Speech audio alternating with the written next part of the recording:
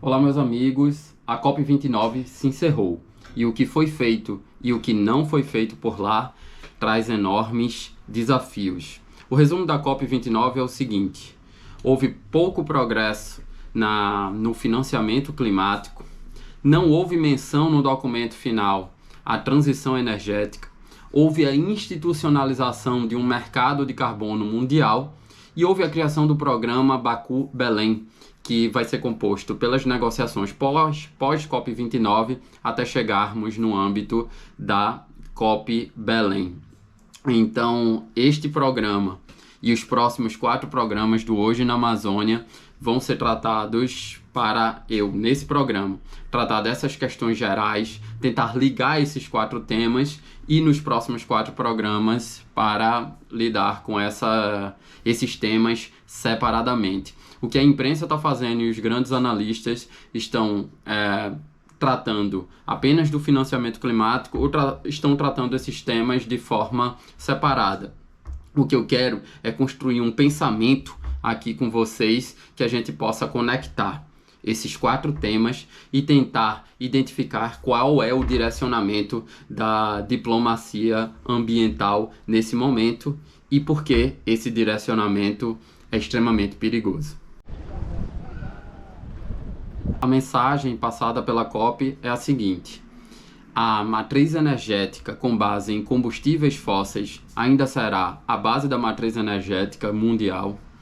Os países ricos não vão querer investir devidamente nas ações de combate à mudança climática e o mercado mundial de carbono será institucionalizado para esses países continuarem com os níveis de emissões de gases de efeito estufa e usarem a Amazônia, primeiro, como objeto de interesses privados e como uma forma de compensação por um modo de vida, leia-se, a essas emissões que não querem ser modificadas. Professor, mas essas impressões são advindas tão somente das negociações que ocorreram na COP29? Não.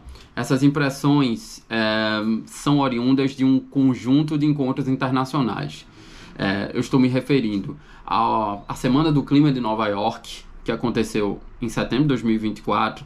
No início de novembro aconteceu a COP16, que é a COP da Biodiversidade, que aconteceu lá na Colômbia. E no final de novembro, 2 eventos marcantes. A reunião do G20, que aconteceu no Rio de Janeiro, e a COP29, que aconteceu em Baku.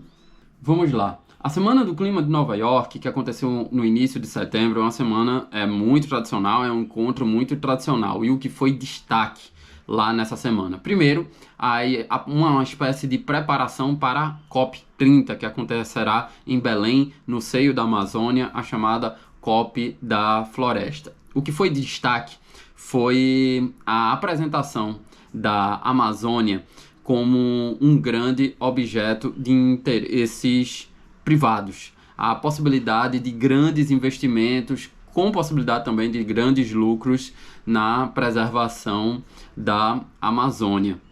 Em nenhum momento, ou em poucos momentos, se falaram das pessoas que vivem na Amazônia, os povos da floresta, mas sim como a Amazônia terá grandes oportunidades no que atina a financiamento bancário e empresas guiadas pela chamada ação verde, né? Políticas verdes, que se destacam por unir grande possibilidade de lucro com preservação da natureza. Então, o grande toque da Amazônia, da Semana do Clima de Nova York, foi esse: a Amazônia como uma grande possibilidade de oportunidades para investimentos internacionais. A COP29, após o seu final, em que inicialmente a questão do financiamento climático ia ficar nos mesmos padrões de 2015, depois as nações ricas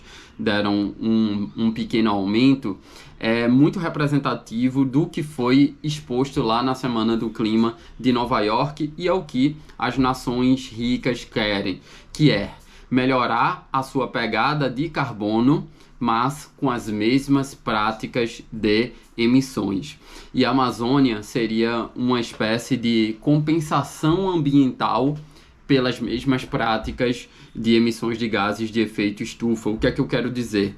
Não há um interesse em mudança dessas práticas, ou há um discurso que aponta a necessidade de mudança dessas práticas, mas as práticas continuarão as mesmas. Então, a Amazônia e, certamente, a institucionalização mundial de um mercado de carbono é para compensar práticas do ponto de vista energético que continuarão as mesmas, ou seja, baseadas numa matriz de combustíveis fósseis. O resultado da COP29 traz para a gente um certo ceticismo quanto ao documento que foi produzido ao final da reunião do G20 lá no Rio de Janeiro, que falou genericamente sobre transição energética, sim, e falou também das contribuições nacionalmente determinadas. O que são contribuições nacionalmente determinadas? A NDC, na sigla em inglês. São contribuições voluntárias para diminuir a emissão de gases de efeito estufa que cada país faz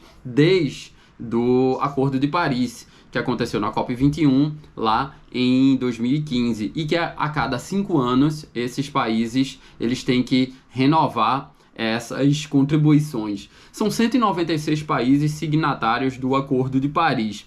Ocorre que na COP29 apenas 4 desses 196 países cumpriram com suas obrigações de trazer novas contribuições nacionalmente determinadas. O Brasil foi um desses países que apresentou. Brasil, inclusive, que deve ser sancionada a sua lei de mercado de carbono.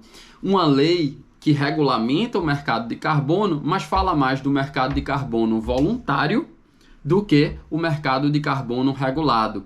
Lembre-se, o mercado de carbono regulado trata-se das contribuições obrigatórias de cada país. E o mercado de carbono voluntário trata-se daquelas instituições, empresas, pessoas que não têm a obrigação de melhorar a sua pegada de carbono, mas fazem por uma série de questões. Além de apenas 4 dos 196 países terem apresentado as suas contribuições nacionalmente determinadas, que é uma obrigação desses países de apresentar a cada 5 anos, como eu disse, no documento final da COP não houve nenhuma menção sobre transição energética.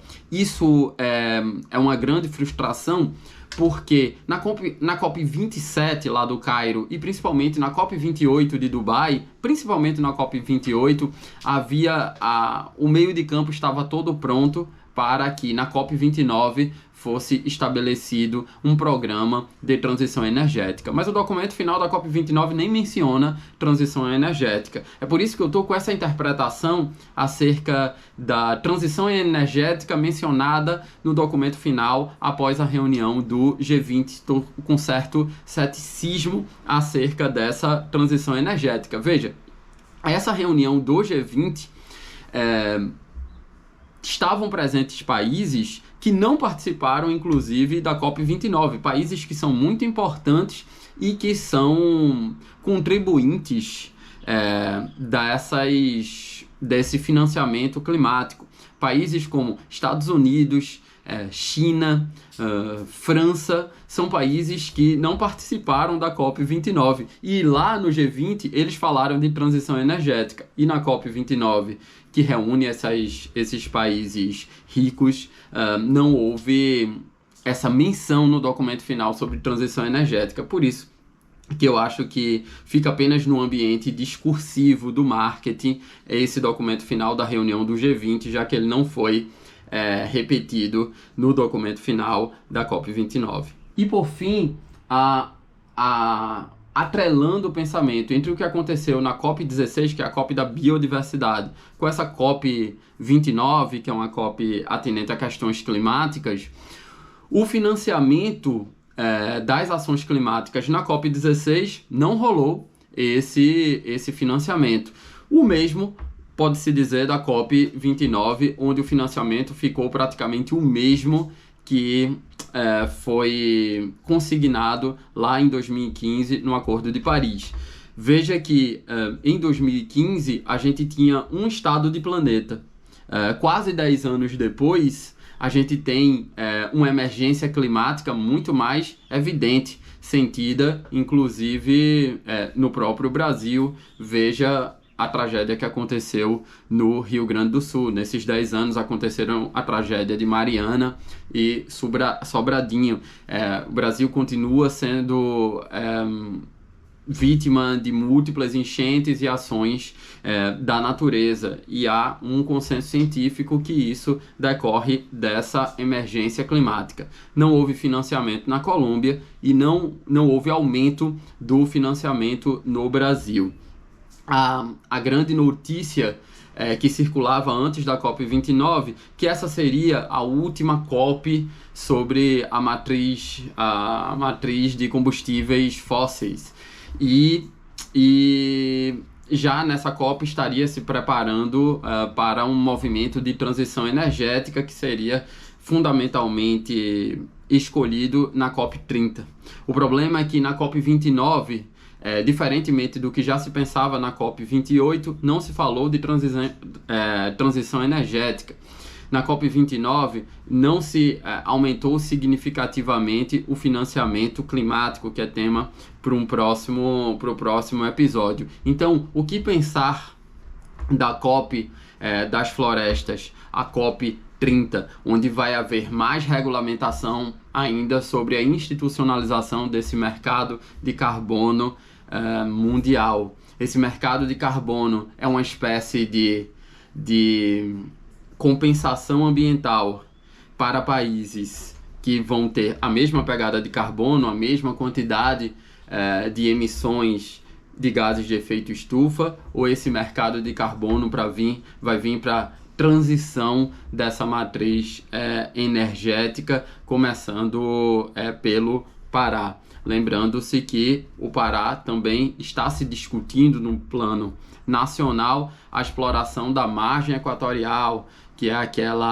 uma grande bacia de petróleo, que caso vaze essa bacia de petróleo pode atingir diretamente a foz do rio Amazonas. Então, nos próximos episódios eu pretendo abordar essas questões especificamente, essa questão do financiamento climático, essa questão da omissão no que atina a transição energética, a questão do mercado de carbono mundial e a questão do programa Baku-Belém. Como vão se dar essas negociações entre o fim da COP29 e a grande preparação para a COP30 em Belém do Pará. Até mais.